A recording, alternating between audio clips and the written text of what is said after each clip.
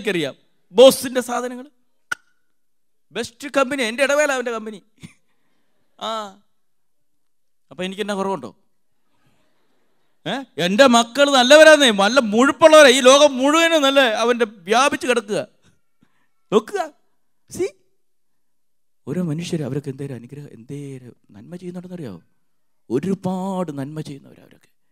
Price the lord, praise the lord, hallelujah, hallelujah. യേശുവേ നന്ദി, യേശുവേ സ്തുതി.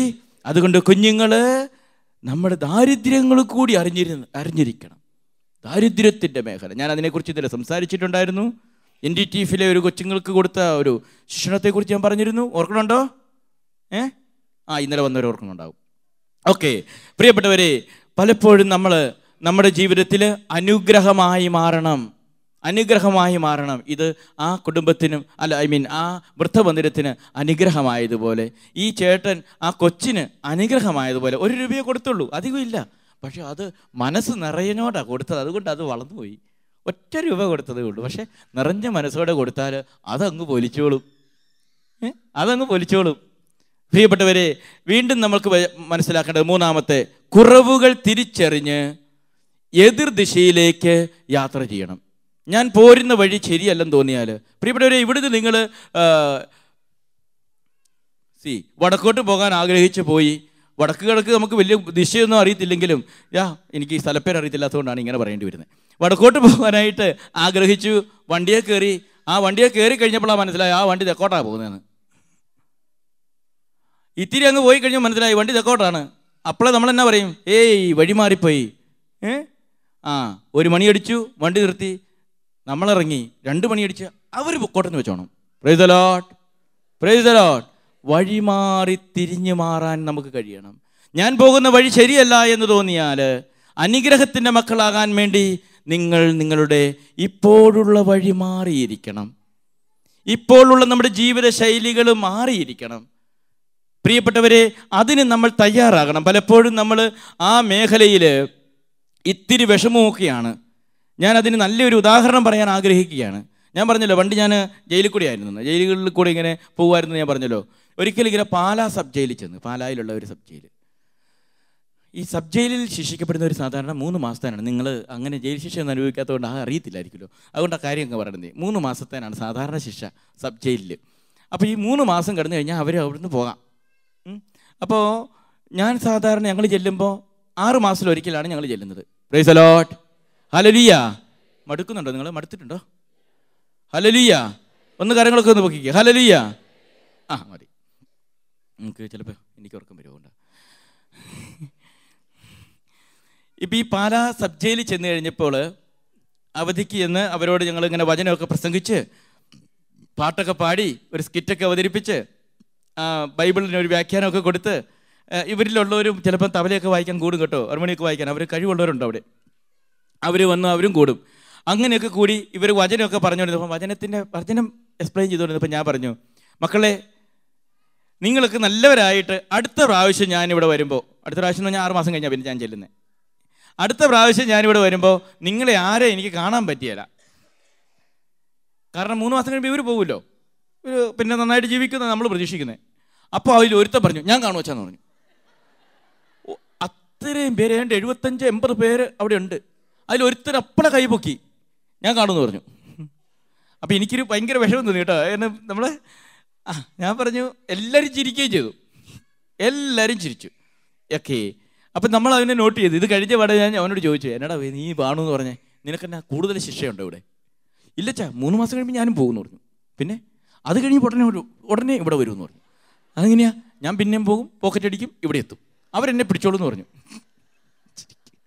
അല്ല, അവൻ വളരെ ഒരു ഒരു ഒരു സങ്കടമോ അല്ല, നമുക്കൊരു വിഷമമൊന്നും ഇല്ല, സന്തോഷമുള്ളവരാ. അപ്പോൾ എൻ്റെ അമ്മ വീട്ടിലേക്ക് പോകുന്ന പോലെയാ അങ്ങ് പോകുന്നത്. അല്ല, നമ്മൾക്ക് വളരെ സന്തോഷത്തോടു കൂടി ഞാൻ പറയുന്നത്, ഒരു വിഷമത്തോടു കൂടി പറയുന്നവന് എനിക്ക് തോന്നിയില്ല. അപ്പോൾ ഈ മനുഷ്യനുമായിട്ട് ഞാനിങ്ങനെ വളരെ ഇച്ചിരി വർത്തമാനമൊക്കെ പറഞ്ഞു.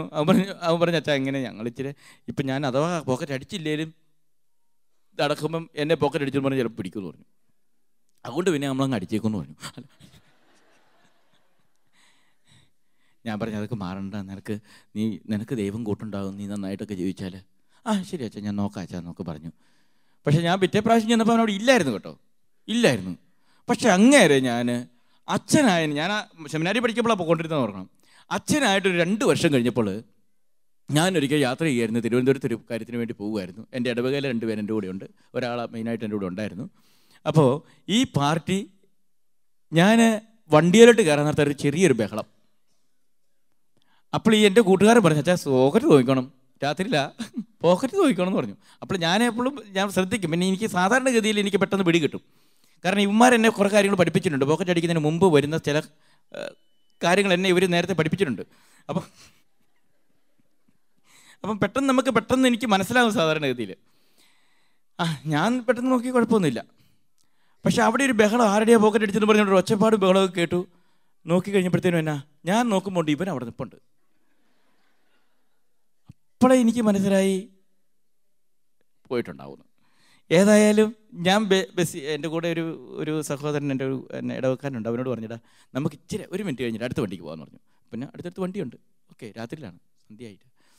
അപ്പം ഞങ്ങൾ അങ്ങോട്ട് മാറി. ഭയങ്കര തിക്കിൻ്റെ ഇടയ്ക്ക് പുറത്തേക്ക് ആട്ടിയിട്ട് ഞാൻ ഇവനെ വിളിച്ചു, എടാ നീ എന്നെ ഇവിടെ നിന്ന് ചോദിച്ചു. അച്ഛനെന്നാ ഇവിടെ?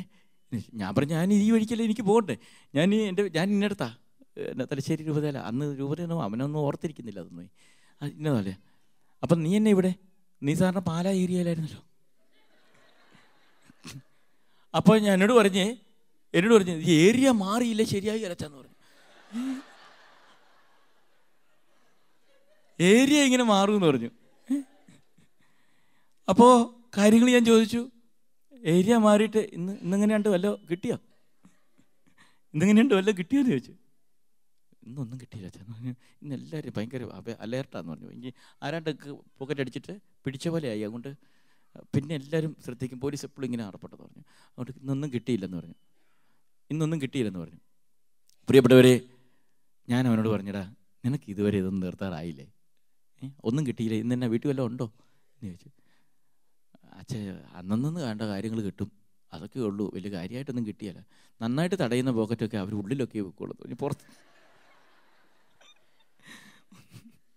പിന്നെ അച്ഛാ ഞാൻ നേരത്തെ അതിനു മുമ്പ് ഞാൻ ഇവരോട് പറഞ്ഞിരുന്നു കേട്ടോ.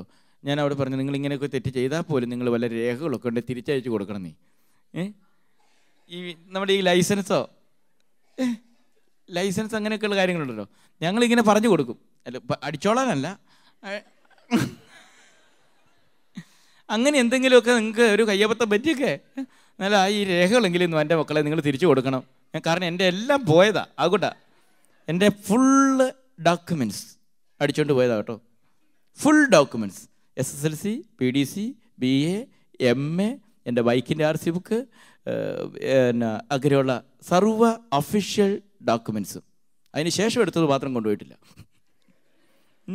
അപ്പം എൻ്റെ തിയോളജിക്കലായിട്ടുള്ളത് എനിക്കൊരു സ്റ്റഡിക്ക് വേണ്ടി പിതാവ് വിളിച്ചപ്പോൾ ഞാൻ ചെന്നുമ്പോൾ ഇതിന് തലേ ദിവസം എനിക്ക് പുളിങ്കുന്ന്, കാവാലം പുളിങ്കുന്നൊക്കെ നിങ്ങൾക്ക് അറിയാവുന്ന സ്ഥലമാണെന്ന് തോന്നുന്നു, ചങ്ങനാശ്ശേരി രൂപതയിൽപ്പെട്ട സ്ഥലങ്ങളത്. അപ്പോൾ ഈ കാവാലം പുളിങ്കുന്ന് 2 ഇടവകളിൽ ധ്യാനം കഴിഞ്ഞിട്ട് ഞാൻ തിരിച്ചു പോരുക. ഞാൻ ശരിക്കും മടുത്ത്, അതുകൊണ്ടാണ് ഇപ്പം ഞാൻ ധ്യാനം കഴിഞ്ഞ് പിറ്റേ ദിവസം പോകുള്ളൂ.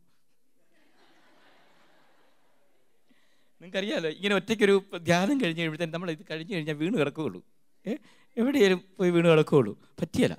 അപ്പം ഞാനിങ്ങനെ ഇത് ഈ ജനറൽ കമ്പാർട്ട്മെൻറ്റിലായിരുന്നു ഞാൻ കയറി. എൻ്റെ ബാഗിനകത്ത് ഇതെല്ലാം ഉണ്ടായിരുന്നു. എന്നിട്ട് ഞാൻ അവിടെ വീണ് കടന്നുപോയി. എന്നിട്ട് എനിക്ക് ഇച്ചിരി ഇട മതിയല്ലോ, ദൈവത്തിൻ്റെ കൃപ, വലിയ ഇടയൊന്നും വേണ്ട എനിക്ക്. അപ്പോൾ ഈ ആൾക്കാരിയ്ക്കുന്നതിൻ്റെ പുറകിൽ കൂടെ ഞാൻ അങ്ങ് കിടന്നു.